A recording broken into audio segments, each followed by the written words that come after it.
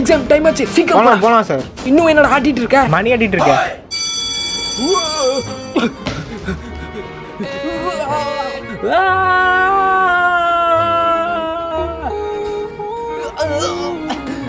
வலிய உண்டா.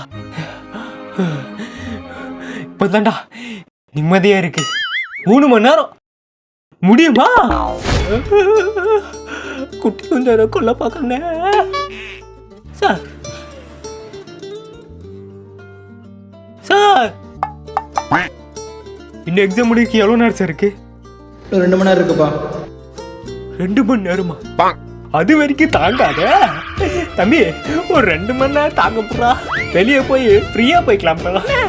தாக்க முடியாது. தாக்கு போறா, ட்ரை பண்றானே.